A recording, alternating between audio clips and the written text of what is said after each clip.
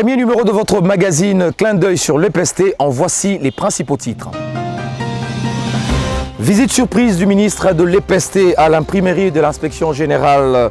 Une manière pour lui de se rassurer du niveau d'avancement des opérations préalables à la tenue effective des épreuves certificatives. Tout baigne dans l'huile, a affirmé Tony Mwaba. Tony Mwaba et Jules Alingueté s'accordent sur le paiement des intervenants du TENAFEP. Le numéro 1 de l'EPST et l'inspecteur général des finances ont harmonisé leurs vues. Les détails dans ce magazine. Et enfin, nous parlerons aussi de la campagne Pas une école sans banc. Dans le cadre de cette initiative, le ministre Tony Mwaba a remis 1500 bancs aux écoles de Kimoinza Plateau. Un geste qui vise à résoudre la problématique du surnombre des élèves dans les salles de classe. En voilà tout pour le titre. Bienvenue à tous.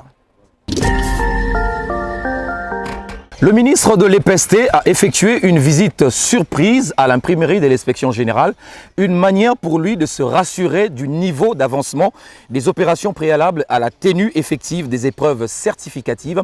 Au terme de cette descente, le ministre Tony Mwaba a affirmé que tout se passe bien, tout baigne dans l'huile.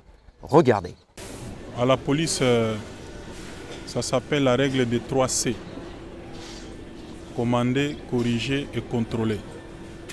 Il ne suffit pas de donner des instructions au bureau. Il faut descendre sur le terrain pour vérifier si les instructions données sont respectées et s'il y a des dérapages entre-temps, on peut corriger. Voilà pourquoi on est là. Vous savez que nous avançons ou nous avons déjà débuté avec les épreuves certificatives. La hors-session a déjà pris fin. Nous préparons les examens d'État. Entre-temps, vous avez l'ENAFEP, les 23 de ce mois, et puis TENASOSPE qui va encore intervenir.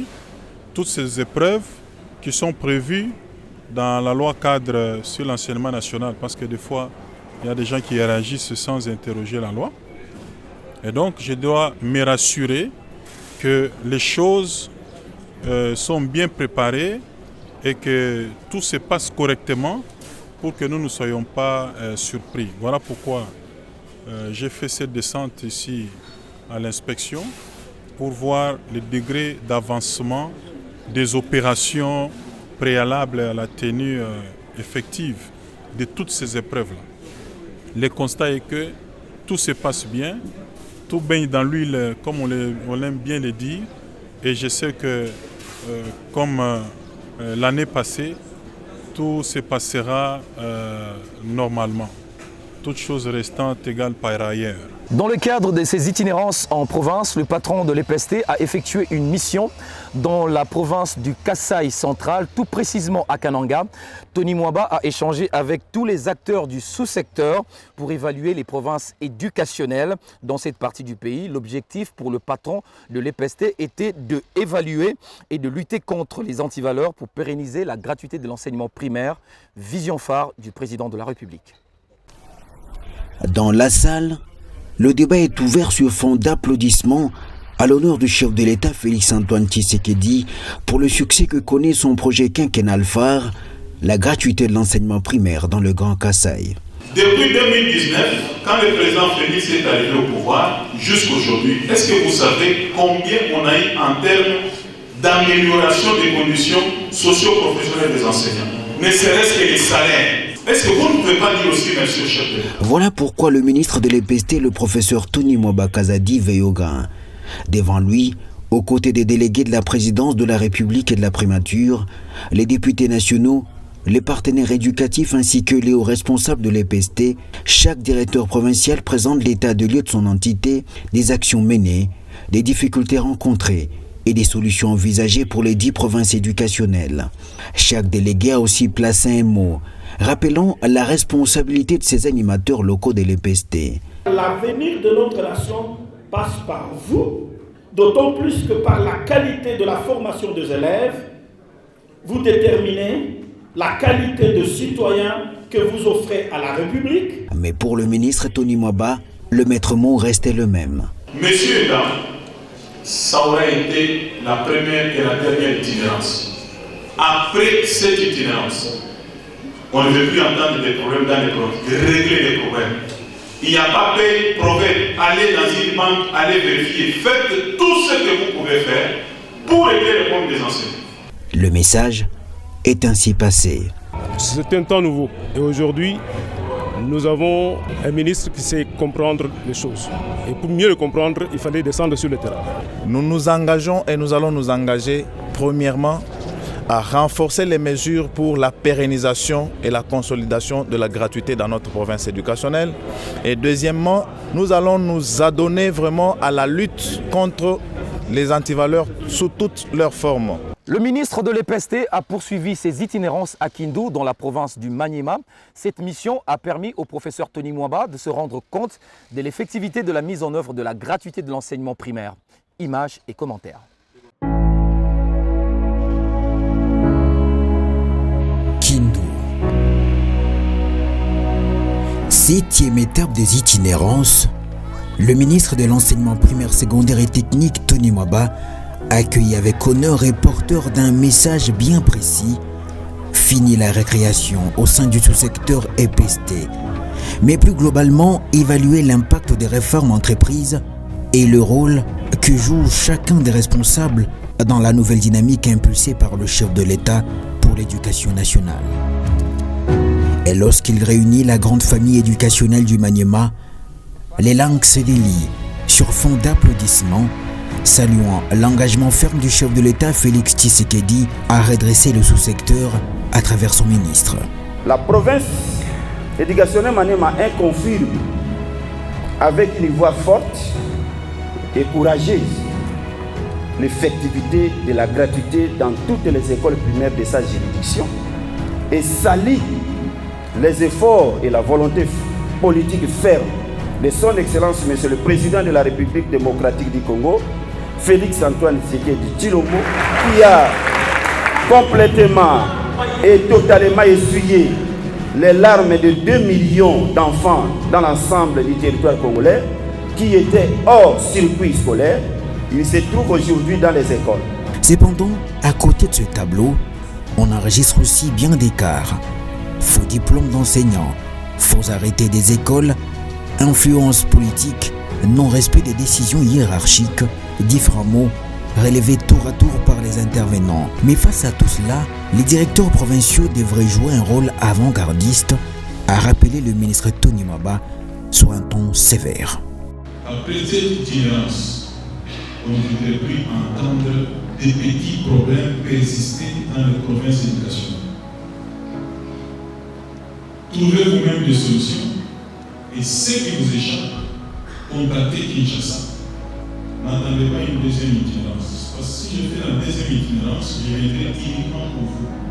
Édifiés, ils ont promis de traduire en actes les orientations du ministre tout en louant l'initiative. Nous allons nous battre jusqu'à ce que le secteur de l'enseignement soit redressé au niveau de notre province éducationnelle. Cela est lié à la vision du président de la République. Comme dans d'autres provinces, le Maniema est aussi bénéficiaire de la campagne « Pas une école sans banc » pour résorber le surplus d'élèves du fait de la gratuité de l'enseignement.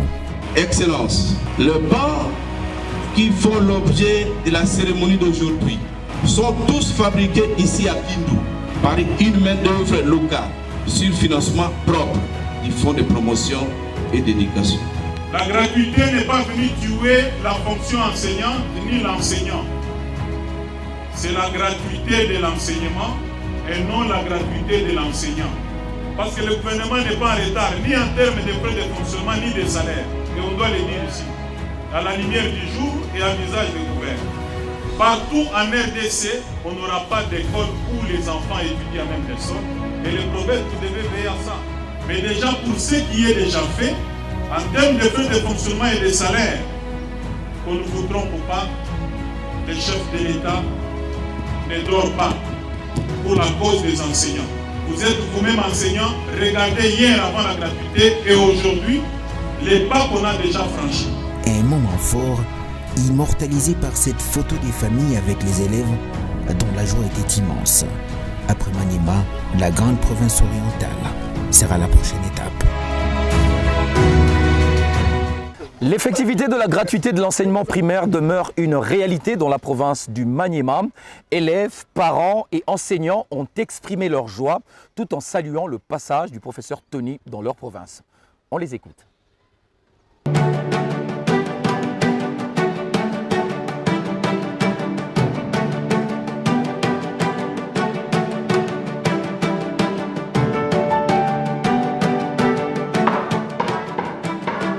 Les enfants étudient bien, il n'y a pas de problème.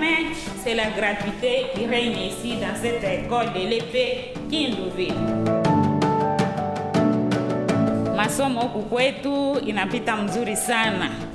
Tunashukuru baba wa raisi, baba Antoine Felix Kisekedi kwa kutusaidia sisi wazazi kwa kusoma, watoto wetu wanasoma bure. Mimi ni mwalimu na mimi nina watoto hapa. Watoto wanasoma bure. Hakuna lolote, watoto walazimishwe kitu, wanafika kila mara kwa masomo na wanasoma bure. Tunashukuru sana. Sisi wazazi ni wapungufu kwa ile tendo, tunashukuru sana na tunamwombea baba Kisekedi aendelee kutubeba kwa udhaifu. Le mot que vous voyez, qui va faire la lecture de ces mots? Oui. Je réponds au nom de Sira Famba, je suis élève de la 6e année à AEP Kindu. Je remercie beaucoup papa Félix Kisekedi. Je suis très contente parce que j'étudie gratuitement. Mes amis aussi sont très contents et mes parents aussi. Parce qu'ils avaient des difficultés de payer l'argent, les primes, et un grand nombre d'enfants traînaient toujours à la maison sans pour autant accéder à l'éducation. C'est ainsi que, à cela, en voyant tout cela, nous remercions le président de la République qui a accepté que tous les enfants puissent accéder à l'éducation. Passez au tableau, écrivez 3 quarts. Les parents achètent que les cahiers et les stylos. En tout cas, ils sont très contents. Même nous les enseignants, les paix que nous venons de recevoir au niveau de la banque, auparavant ce n'était pas comme ça. Ce que moi j'ai dit est vrai. C'est un ministre qui nous plaît, nous tous. Puisqu'il y a parfois il y a les réunions des enseignants. Nous félicitons notre ministre qui continue à faire jusqu'à la fin. Et nous sommes derrière lui. Que monsieur Félix Antoine Kisekedi soutient notre ministre, qui continue à soutenir l'enseignement. Puisque nous sommes déjà nombreux, nous sommes beaucoup. Plus qu'un slogan, la gratuité de l'enseignement primaire est une réalité partout en RDC.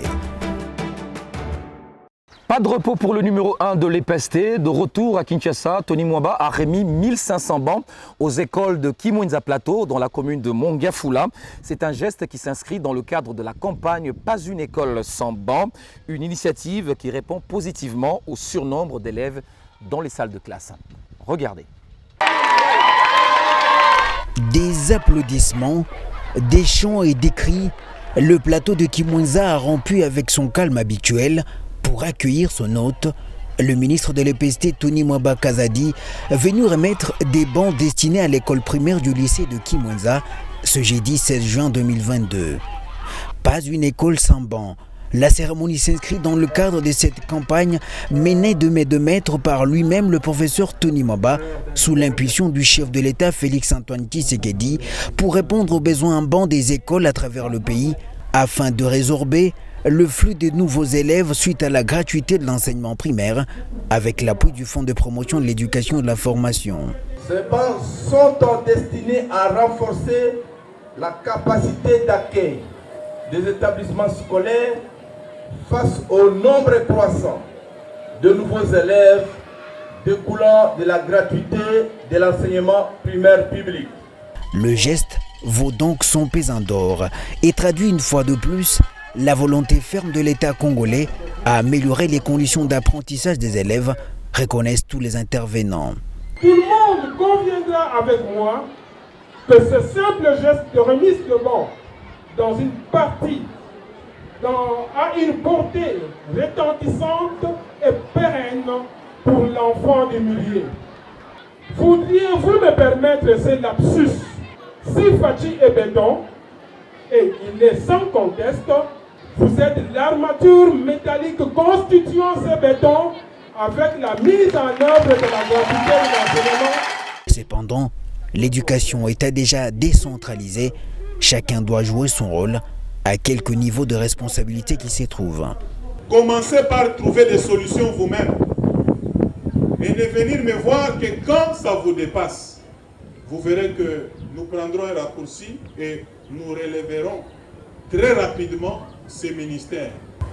À la tête de l'EPST, le chef de l'État m'a exigé les résultats. Et c'est la fin qui justifie les moyens.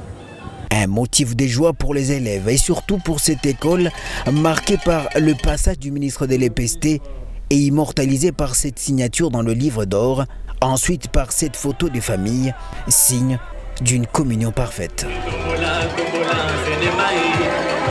C'est une rencontre qui s'est soldée sur une note d'espoir entre le ministre de l'EPST et l'inspecteur général de finances. Tony Mwaba et Jules Alinguete se sont convenus sur les modalités de paiement des intervenants du TENAFEP, Test national de fin d'études, édition 2020, 2021, 2022. La rencontre a eu lieu au cabinet du ministre de l'EPST. Poignée de main, sourire aux lèvres.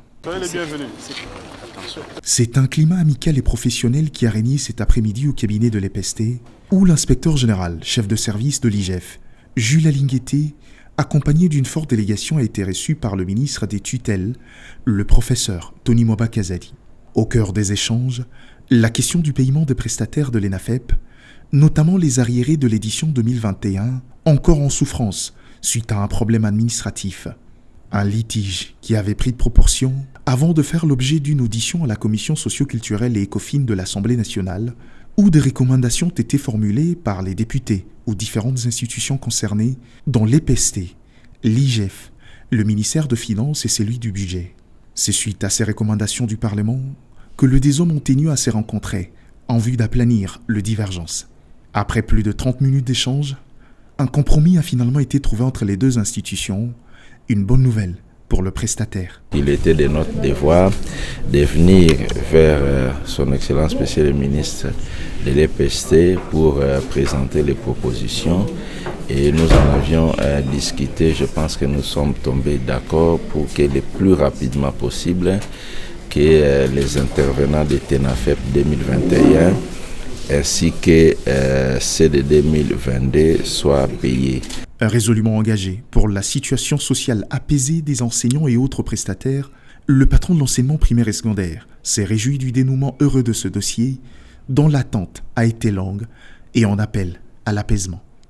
L'attente a été peut-être longue par rapport aux intervenants.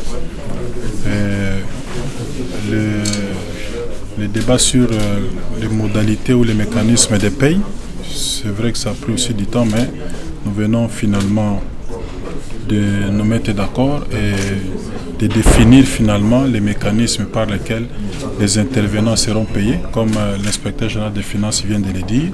Mais tout ce que les intervenants doivent retenir maintenant, c'est que le processus vient d'être relancé pour que la paye intervienne le plus rapidement possible.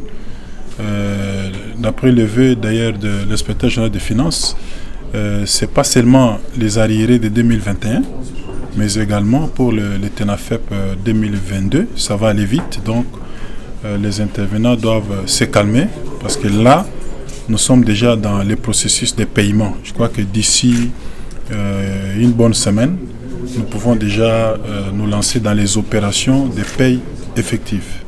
Outre ce problème, le ministre Tony Mwaba a également eu l'occasion de présenter à l'inspecteur général, chef de service de l'IGF, les difficultés liées au décaissement de fonds destinés à des charges d'opérationnalisation du ministère, lesquelles difficultés qui ont occasionné le report de l'ENAFEP pour cette édition, suite au manque de ravitaillement en kérosène des avions qui doivent acheminer les items vers le lieu d'examen. Attendu à Kindu ce mardi 21 juin à la base pour le lancement des épreuves des NAFEP, le ministre s'y rendra cette fois dans le cadre des itinérances en attendant le lancement de dites épreuves à l'étape de Kisangani, prévu dans quelques semaines. Dans la province éducationnelle du Congo central 2, le directeur provincial a effectué une descente sur terrain, précisément dans le secteur de Lunzadi. Jean Kabasele Tshisekedi a détecté les principales contraintes liées à l'éducation dans les milieux ruraux. Reportage. Ces milliers d'élèves chantent en l'honneur du prophète Jean Tshisekedi. Le directeur provincial de la province éducationnelle de l'EPST Congo central 2 s'est rendu le mardi 28 juin dernier dans le secteur de Lunzadi, à une soixantaine de kilomètres de la ville de Mbanzango au Congo central. C'est dans le cadre de sa mission d'itinérance lancée depuis quelques semaines en vue de découvrir les mots qui rongent le secteur de l'enseignement dans des milieux ruraux. Le prophète de Jean Tshisekedi, accompagné encore et toujours du sous-prophète de la sous-division Mbanzango 1, Alphonse Ntitouvanga, a foulé les sols de Lunzadi pour s'enquérir de la situation de toutes les écoles primaires et secondaires. L'autorité éducative provinciale a été reçue par une marée humaine incroyable. Ce grand et historique événement s'est déroulé à l'esplanade de l'école primaire Kindunga. Le secteur de Lunzadi a été honoré par le très populaire Jean Tshisekedi Kabasele, qui est devenu le tout premier prophète à effectuer une mission officielle dans cette partie de la province. Dans ce mot de circonstance, le chef de secteur de Lunzadi, Sébastien Kibeta, a présenté la situation chaotique de sa juridiction et a sollicité l'intervention de celui qu'on appelle affectueusement Fachi Béton. La plupart des écoles dans nos secteurs manquent de bâtiments viables ou vétustes. Tous les bâtiments de toutes les écoles sont vétustes ou il n'y en a pas. Les autres bâtiments sont en état de développement très avancé et nécessitent d'en construire d'autres. Les deux écoles secondaires d'Nkazwe Kindunga utilisent les bâtiments de l'école primaire. Epé Nzimba n'existe plus, l'Institut Lunzadi n'existe plus. C'en est fini pour ce magazine Clin d'œil sur l'EPST. Merci à vous tous qui l'avez suivi. À très vite pour un prochain numéro.